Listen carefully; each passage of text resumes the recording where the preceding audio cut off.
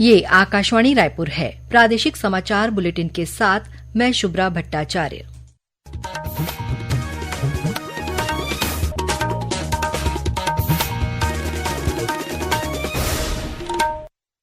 और अब पेश है आज के मुख्य समाचार। भारतीय सड़क कांग्रेस का वार्षिक अधिवेशन आज से रायपुर में शुरू हुआ। केंद्रीय मंत्री नितिन गडकरी ने किया शुभारंभ। बीजापुर जिले में सुरक्षा बलों के साथ हुई मुठभेड़ में 2 माओवादी मारे गए हैं। भिलाई में पुलिस ने एक निगरानीशुदा बदमाश को एनकाउंटर में मार गिराया। और 4 दिवसीय छठ पर्व आज सुबह उषा अर्घ्य के साथ संपन्न हो गया है। अब समाचार विस्तार से। रायपुर में आज से भारतीय सड़क कांग्रेस का 83वां वार्षिक अधिवेशन शुरू हो गया है। अब से कुछ देर पहले केंद्रीय सड़क परिवहन और राजमार्ग मंत्री नितिन गडकरी ने राजधानी के साइंस कॉलेज परिसर में इस अधिवेशन का शुभारंभ किया। कार्यक्रम की अध्यक्षता मुख्यमंत्री विष्णुदेव साय कर रहे हैं। इस अवसर पर उप मुख्यमंत्री अरुण साव विशिष्ट अतिथि के रूप में उपस्थित हैं। 11 नवंबर तक चलने वाले इस अधिवेशन में 2000 से अधिक विशेषज्ञ, वैज्ञानिक, अभियंता और अधिकारी शामिल हो रहे हैं। अधिवेशन के दौरान सड़क निर्माण और सड़क सुरक्षा से जुड़े विभिन्न विषयों पर विमर्श होगा। इस दौरान सड़क निर्माण तकनीक और सामग्री से संबंधित 3 गाइडलाइंस और 1 मैनुअल भी जारी किए जाएंगे। इस अवसर पर एक तकनीकी प्रदर्शनी भी लगाई गई है, जिसमें विभिन्न कंपनियों द्वारा लगाए गए स्टॉल्स में सड़क निर्माण से संबंधित तकनीक, सामग्री, डिजाइन और प्रौद्योगिकी का प्रदर्शन किया गया है।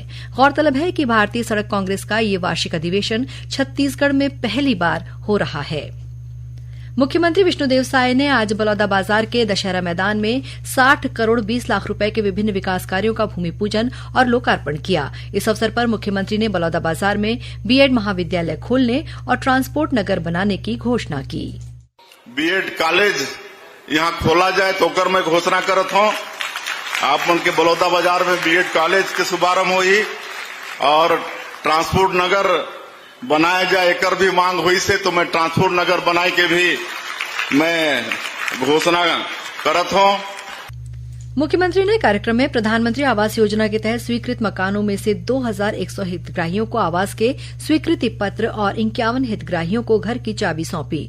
उन्होंने जिले में संचालित हम होंगे कामयाब अभियान के अंतर्गत 51 युवाओं को सम्मान पत्र प्रदान किया। मुख्यमंत्री विष्णुदेव साय आज कोरबा जिले के कटघोरा विकासखंड मुख्यालय में कलार समाज द्वारा आयोजित भगवान सहस्त्र बाहु जयंती कार्यक्रम में मुख्य अतिथि के रूप में शामिल हुए। मुख्यमंत्री ने इस मौके पर कटघोरा में स्वास्थ्य सुविधाओं के विस्तार के लिए सामुदायिक स्वास्थ्य केंद्र को 100 बिस्तरों वाले अस्पताल में उन्नयन करने की घोषणा की। उन्होंने कटघोरा अंबिकापुर राष्ट्रीय राजमार्ग में चकचकवा पहाड़ के पास स्थित चौक को भगवान सहस्त्र बाहु के नाम पर रखने के साथ ही कटघोरा विश्राम गृह के उन्नयन की भी घोषणा की। बीजापुर जिले में सुरक्षा बलों के साथ हुई मुठभेड़ में आज 2 माओवादी मारे गए हैं। सुरक्षा बलों ने मारे गए दोनों माओवादियों के शव बरामद कर लिए हैं। और ब्यौरा दे रहे हैं बीजापुर से हमारे संवाददाता के संतोष कुमार। बीजापुर के ऊसूर बासागुड़ा पामेड़ क्षेत्र में माओवादियों की उपस्थिति सूचना के बाद बीजापुर के एसपी जितेंद्र यादव ने सीआरपीएफ और डीआरजी और कोबरा 210 बटालियन की एक संयुक्त टीम रवाना किया गया था। 11 बजे के आसपास रेखावाही के जंगल में पुलिस और नक्सली मुठभेड़ में 2 माओवादी मारे गए हैं। आकाशवाणी समाचार के लिए संतोष कुमार, बीजापुर। घटनास्थल से एक सेल्फ लोडिंग राइफल, एसएलआर और बड़ी संख्या में अन्य हथियार और गोला बारूद भी बरामद किए गए हैं। इलाके में तलाशी अभियान अभी भी जारी है। रायपुर दक्षिण विधानसभा के लिए हो रहे उपचुनाव के तहत भारतीय जनता पार्टी और कांग्रेस सहित विभिन्न राजनीतिक दलों ने प्रचार अभियान तेज कर दिया है। भाजपा प्रत्याशी सुनील सोनी के पक्ष में सांसद बृजमोहन अग्रवाल सहित मंत्री टंकराम वर्मा, लखनलाल दिवांगन, पूर्व मंत्री अजय चंद्राकर और राजेश मूणत ने कल रायपुर दक्षिण विधानसभा क्षेत्र के विभिन्न वार्डो में जनसंपर्क किया। इस दौरान रोड शो का आयोजन भी किया गया। दूसरी ओर कांग्रेस प्रत्याशी आकाश शर्मा के पक्ष में नेता प्रतिपक्ष डॉ चरणदास महंत सहित कांग्रेस के कई नेताओं ने जनसंपर्क किया। 9 और 10 नवंबर को पूर्व मुख्यमंत्री भूपेश बघेल और पूर्व उप मुख्यमंत्री टीएस सिंहदेव कांग्रेस प्रत्याशी के पक्ष में प्रचार करेंगे। गौरतलब है कि इस उपचुनाव के लिए 13 नवंबर को मतदान होगा। इस बीच रायपुर दक्षिण विधानसभा निर्वाचन के लिए नियुक्त व्यय प्रेक्षक कनुप्रिया दमोर ने प्रत्याशियों के खर्चों का निरीक्षण किया। उन्होंने सभी प्रत्याशियों के रैली तथा अन्य कार्यक्रमों के खर्चों की जानकारी ली। उन्होंने प्रत्याशियों को निश्चित समय में खर्चों की जानकारी निर्वाचन आयोग की व्यय शाखा को देने के लिए कहा है। वहीं रायपुर दक्षिण विधानसभा क्षेत्र के लिए उपचुनाव लड़ने वाले विभिन्न राजनीतिक दलों के प्रत्याशियों को मतदान से एक दिन पहले विज्ञापनों का प्रमाणन, मीडिया प्रमाणन तथा निगरानी समिति से कराना होगा। इस संबंध में जिला निर्वाचन अधिकारी डॉ गौरव सिंह ने निर्देश जारी कर दिए हैं। प्रादेशिक समाचार आप आकाशवाणी रायपुर से सुन रहे हैं। छत्तीसगढ़ की खबरों से है आपका वास्ता और खबरों की विश्वसनीयता से है हमारा वास्ता।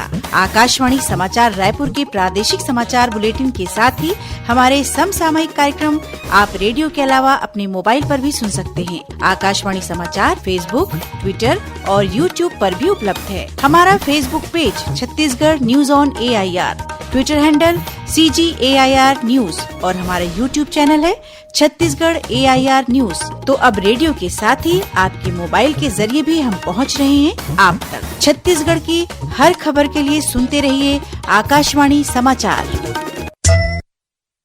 और अब आगे बढ़ते हैं बाकी के समाचारों की ओर। 4 दिवसीय छठ पर्व आज सुबह उषा अर्घ्य के साथ संपन्न हो गया है। छठ व्रतियों ने छठ महापर्व के चौथे दिन आज सुबह उगते सूर्य को अर्घ्य दिया। बड़ी संख्या में श्रद्धालु महादेव घाट पहुंचे और उगते हुए सूर्य की पूजा अर्चना की। छठ महापर्व आयोजन समिति महादेव घाट रायपुर के अध्यक्ष राजेश कुमार सिंह ने बताया कि 4 दिवसीय छठ महापर्व के चौथे दिन आज सुबह 30,000 से अधिक लोग महादेव घाट पर खारून नदी तट पर जमा हुए। रायपुर में विभिन्न स्थानों जैसे महादेव घाट, ब्यास तालाब और अन्य तालाबों के किनारे इस वर्ष भी छठ पर्व धूमधाम से मनाया गया। बिलासपुर, भिलाई, दुर्ग, कोरबा, बस्तर और राज्य के अन्य शहरों में भी छठ पर्व श्रद्धा और उल्लास के साथ मनाया गया। भारतीय रेल छठ पर्व के बाद यात्रियों की वापसी को सुविधाजनक बनाने के उद्देश्य से 500 से अधिक विशेष रेलगाड़ियां चला रहा है। रेलवे बोर्ड ने बताया कि आज से लौटने वाले यात्रियों के लिए समस्तीपुर, दानापुर और अन्य रेल मंडलों से अतिरिक्त रेलगाड़ियां चलाई जा रही हैं। भारतीय रेल के अनुसार त्योहारी सीजन के दौरान 4,521 ट्रेनों से करीब 65 लाख यात्रियों को अपने गंतव्य तक पहुंचाया गया। रेल मंत्रालय ने कहा कि इस महीने की 1 तारीख से 5 तारीख के बीच 6 करोड़ 85 लाख से अधिक यात्रियों ने बिहार, पूर्वी उत्तर प्रदेश और झारखंड के लिए रेल यात्रा की। यात्रियों की आवाजाही को सुचारू बनाए रखने के लिए रेलवे सुरक्षा बल और स्वयं सेवकों को भी तैनात किया गया है। श्रोताओं, प्रादेशिक समाचार एकांश का समसामयिक विषयों पर आधारित कार्यक्रम बातों बातों में इस बार त्योहार के अवसर पर रेलवे द्वारा यात्रियों की सुविधा के लिए चलाई गई विशेष ट्रेनों और अन्य पहलों पर विशेष कार्यक्रम का प्रसारण किया जाएगा। ये कार्यक्रम आकाशवाणी केंद्र रायपुर से कल 9 नवंबर को सुबह 10:30 बजे से प्रसारित होगा। इसे छत्तीसगढ़ स्थित आकाशवाणी के सभी केंद्र रिले करेंगे। कोयला घोटाला मामले में जेल में बंद पूर्व अधिकारी सौम्या चौरसिया को ईओडब्ल्यू ने एक बार फिर गिरफ्तार कर लिया है। इस बार उन्हें आय से अधिक संपत्ति के मामले में गिरफ्तार किया गया है। ईओडब्ल्यू ने सौम्या को आज विशेष न्यायालय में पेश किया, जहां से उन्हें 10 दिन की रिमांड पर ईओडब्ल्यू को सौंप दिया गया है। भिलाई नगर में आज शाम पुलिस ने एक निगरानीशुदा बदमाश को एनकाउंटर में मार गिराया है।